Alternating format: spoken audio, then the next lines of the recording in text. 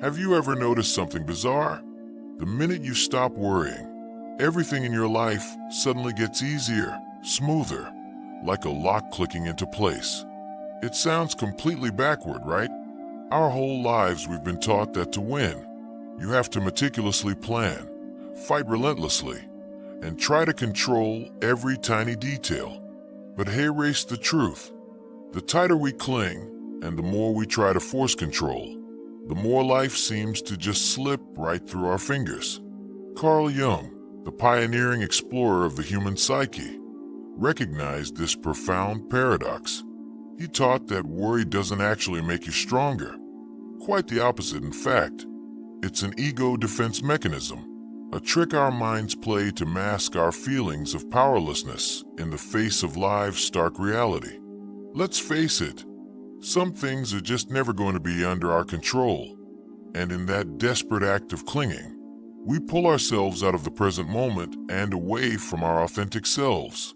From a Jungian perspective, letting go isn't about giving up or being helpless.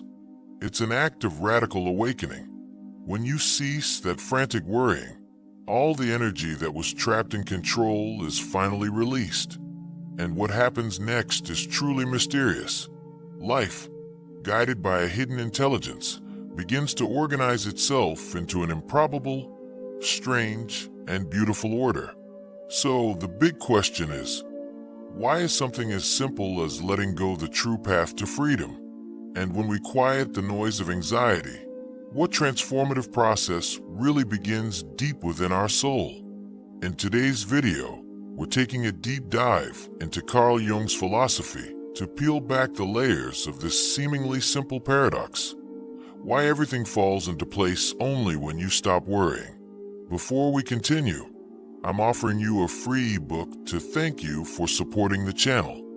Download it now and begin your journey towards self-discovery, dream interpretation, and shadow work. The link is in the description and on the channel page. But let's be absolutely clear, this isn't some instant magic pill. Stopping the worry cycle means you'll have to confront the voids you've long avoided, the shadows you feared facing. Yet, it's precisely at that moment of confrontation that you touch a freedom deeper than any false sense of assurance. The freedom to simply live as your true self, without pretense, without force. So what's the psychological mechanism of worry? Worry is like a thick, mind-clogging fog. It blurs your vision, turning ordinary things into looming threats, and desperately tries to convince you that if you stop calculating and stop controlling, you'll plummet into an abyss. But Carl Jung argued that worry is not the necessary preparation we often think it is. Instead, it's a cunning deception of the ego. It convinces us we're actively controlling our lives when, in reality, we are imprisoned in an invisible jail of our own making. The ego operates like a frantic jailer, standing guard at the unconscious. It hates uncertainty and trembles at anything it can't predict. To maintain this crucial illusion of control, the ego pumps out worry as a shield. It's an incessant, blaring alarm telling you, if you don't prepare, if you don't calculate, if you don't control, you will be destroyed. This very alarm is so loud it drowns out everything else. You stop hearing your body.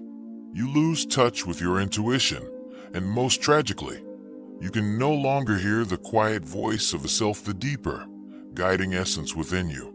Carl Jung famously said, "Neurosis is always a substitute for legitimate suffering." In this light, worry is a form of mild neurosis. It doesn't actually resolve the pain of uncertainty. It just substitutes for experiencing that pain directly. Instead of leaning into uncertainty, we try to outrun it through spirals of anxiety. But just like a painkiller only masks a symptom, worry only conceals the problem, never bringing true, lasting peace. Think about those sleepless nights when you're tossing and turning, your mind racing like a fast-forwarded movie. What if they don't reply to my email tomorrow? What if I fail this interview? What if this relationship falls apart? Every what if is a seed planted in the fertile ground of your imagination, quickly growing into a dense, terrifying forest of catastrophic scenarios. Have you ever noticed that while your body is safe and sound in bed, your mind is wandering through worlds that don't even exist? That's the very essence of worry, abandoning the present moment to live in imaginary nightmares. The ego loves this. It feels important when it's at the wheel, even if that wheel isn't attached to any vehicle. Worry, then, is a form of false labor of the mind. You feel like you're doing something useful, thinking, calculating, predicting, but you're really just draining your vital energy. It's like running on a treadmill. The more you run, the more exhausted you get, but you never actually move forward. In Jungian psychology, worry can also be seen as a distorted mirror. It doesn't reflect reality. It magnifies and warps it, making you feel far more fragile than you actually are. For example, a student facing an exam might spend weeks fretting. It'll fail. It'll ruin my future. Everything will collapse. From an outside perspective, it's just an exam, a learning experience. Worry transforms a simple event into a catastrophe. Much like a carnival mirror distorts your reflection. Perhaps this is a great moment to pause and ask yourself, when was the last time you allowed something to simply come to you naturally, without forcing it? If you're willing to share, tell us in the comments what happened when you finally listened to that true inner voice. Letting go is like opening a window in a stuffy room. The ego keeps the curtains pulled tight, believing it's protecting us from the dust and storms, but it's actually depriving us of air. Once the window is open, fresh air rushes in, light pours through, and we realize the world isn't as threatening as the ego painted it. Far from laziness, this is an act of courage, daring to leave the small safety of control to connect directly with life's true, vast rhythm. The same mechanism happens in love. Someone might worry endlessly about whether their partner still loves them, checking messages, analyzing every tiny gesture. In truth, they're not just afraid of losing a person. They're afraid of losing the image of I am lovable, I am chosen. Love, in this case, becomes a mirror for self-worth. When that mirror shakes, the entire psychological foundation shakes with it. Jung believed this was the mechanism of projection. We don't see the other person as they truly are. We project onto them our expectations and our unhealed deficiencies within ourselves. We turn them into characters in our inner script. And since no one can perfectly fulfill a script that isn't theirs, worry becomes an inevitable consequence. It's like watching a movie where the actors refuse to follow the script you've written. Disappointment is unavoidable. Behind this mechanism lies a painful truth. We don't worry about reality, but about reality not matching our ideal image. The ego whispers, everything must be this way. I must succeed. I must be loved. I must always be strong. But life rarely operates on musts. That discrepancy between expectation and reality becomes the source of all the suffering. Worry, in essence, is the gap between expectation and the present. Imagine holding a perfect crystal vase that you treasure immensely. With every step, you tremble. What if it falls? What if it cracks? That fear doesn't come from the simple act of walking, but from the obsession with preserving that flawless image. Those who are identified with the persona are the same. They become jailers of their own crystal vase, their perfect self-image, and live in constant tension. This is also why many people feel perpetually not enough.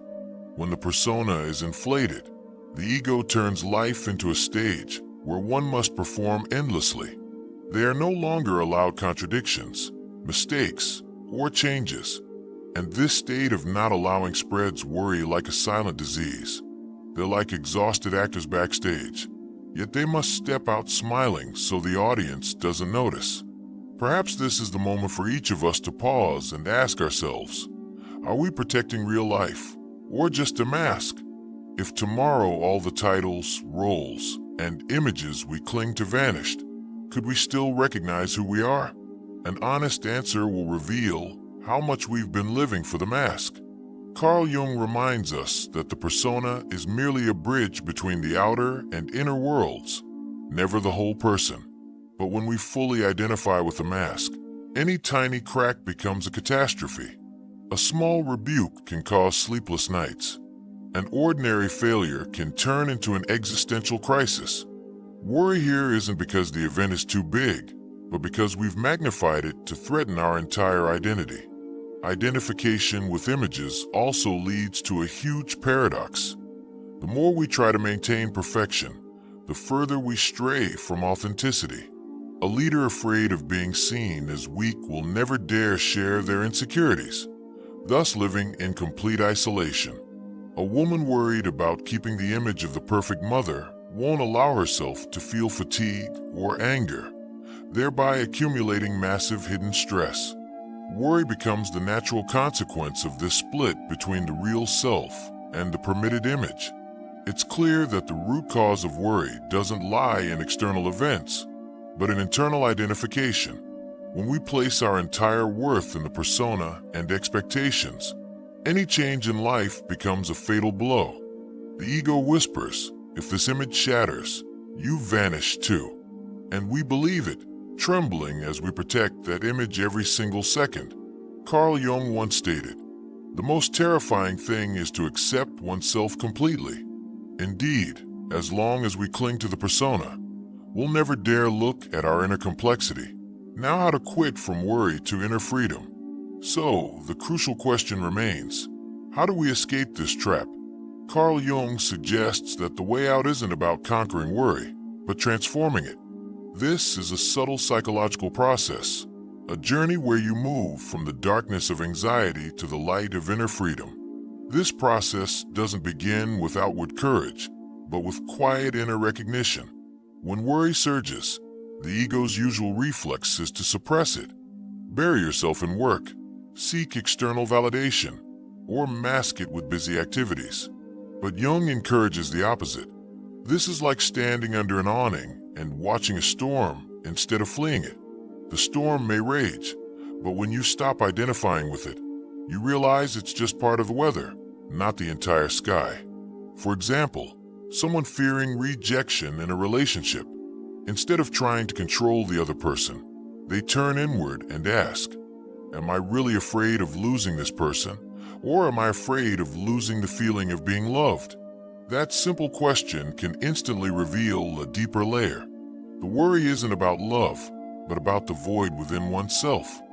This is the first step of transformation, looking straight at the root, not just treating the symptoms. After recognition comes confrontation.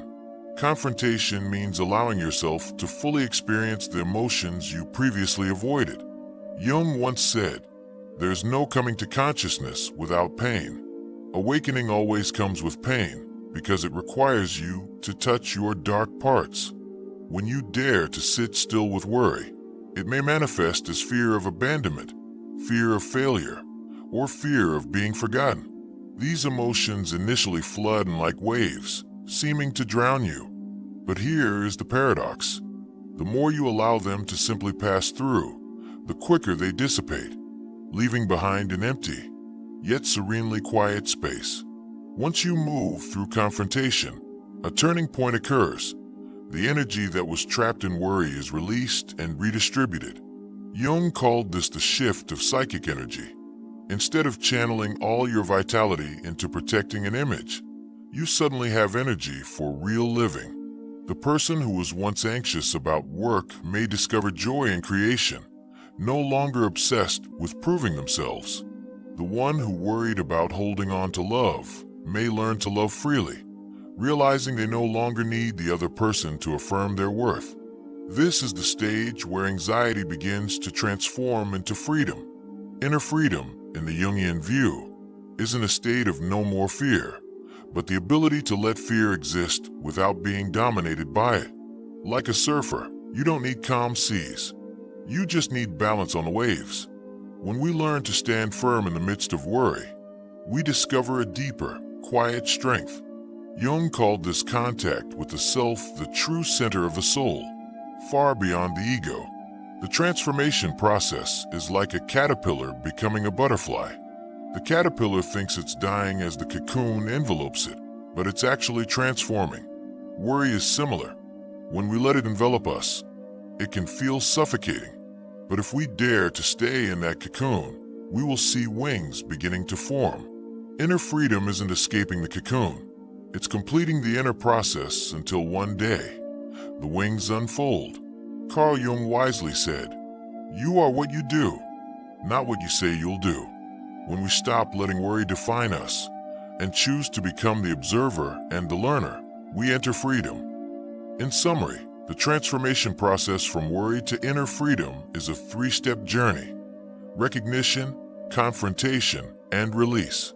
Each step demands courage because it forces you to look at the truth instead of the image. But through this, worry ceases to be an enemy and becomes a door to growth. And when that door opens, you enter a different space where the ego stops steering and the self guides. That is freedom. Not freedom from life, but freedom to live fully within it.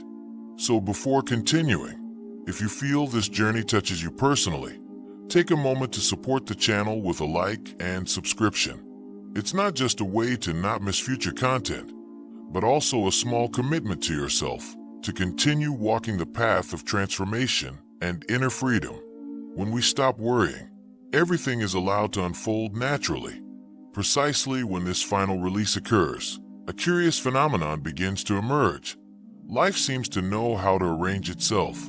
The paradox is this: the less we force it, the more easily things fall into place. Imagine a garden. If you tug at a young plant every day to make it grow faster, you only tear its roots.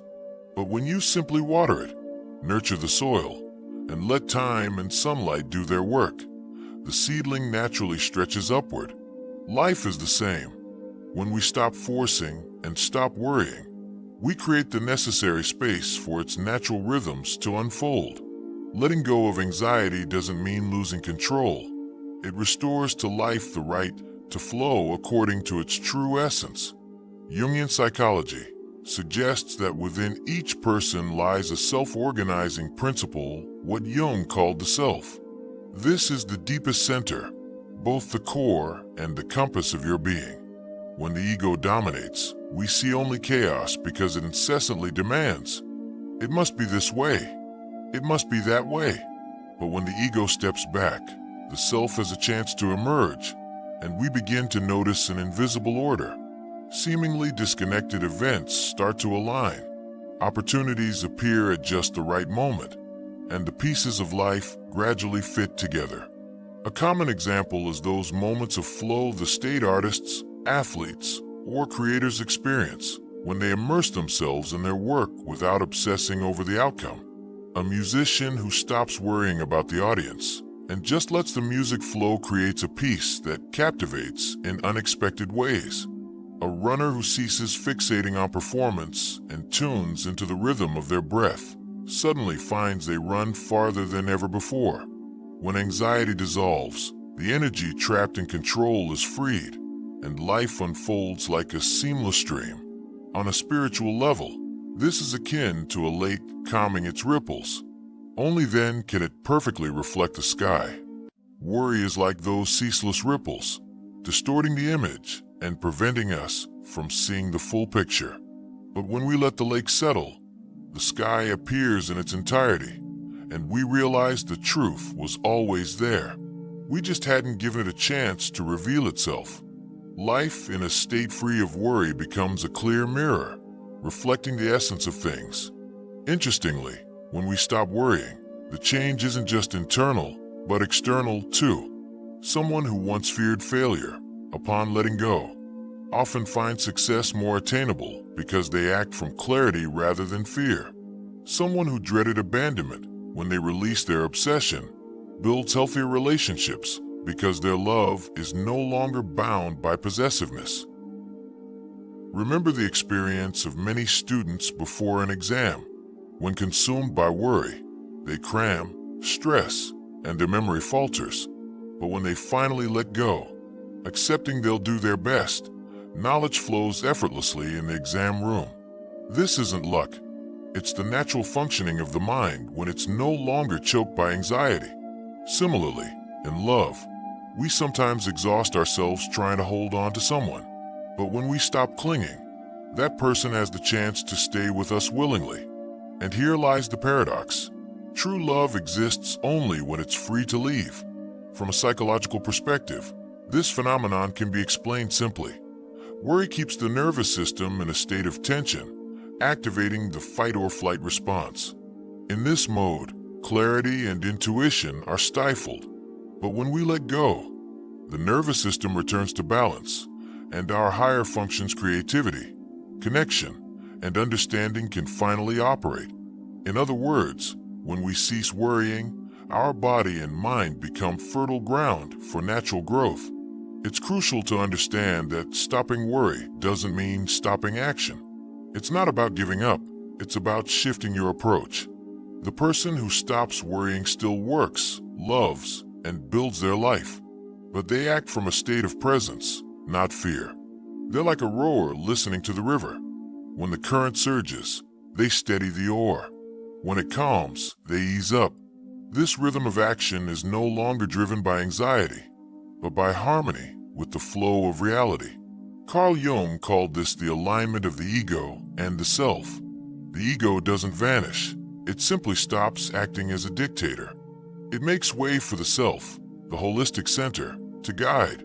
In this collaboration, we begin to feel that life isn't something to be forced, but a natural process unfolding through us. Inner freedom becomes a resonance with that very flow. When this happens, a subtle yet profound shift occurs. Anxiety is no longer the master, but a passing guest. What once caused panic becomes a signal to observe, and in that observation, we discover that the world operates within a larger order that is far beyond the ego's small plans. Here, we truly grasp Jung's core message. When we stop worrying, things don't suddenly work out as we want. They work out as they were meant to. So, the final question for you is, in your current life, which river are you trying to dam? Which garden are you tugging at to force growth? And if you paused, relaxed, and let life unfold, what might finally bloom? Perhaps the hardest part isn't letting go, but trusting that life knows how to function better than our calculations. This isn't a journey for the impatient. Ceasing to worry isn't an instant technique, but a practice of presence. It's about returning to each moment, listening to your body and your intuition, and gradually realizing that what you thought was dangerous is often just a shadow of images you've constructed. Inner freedom begins at this point, when you distinguish between reality and illusion, when you dare to release your grip on the imaginary steering wheel of anxiety. Life carries you farther than you ever imagined. Then, you no longer race against life, but live with it in the rhythm of a river, the breath of a forest, the light reflected on a still lake. The final question isn't how do I stop worrying, but am I brave enough to trust the rhythm of life itself? If the answer is yes, then the moment you let go, a new space opens.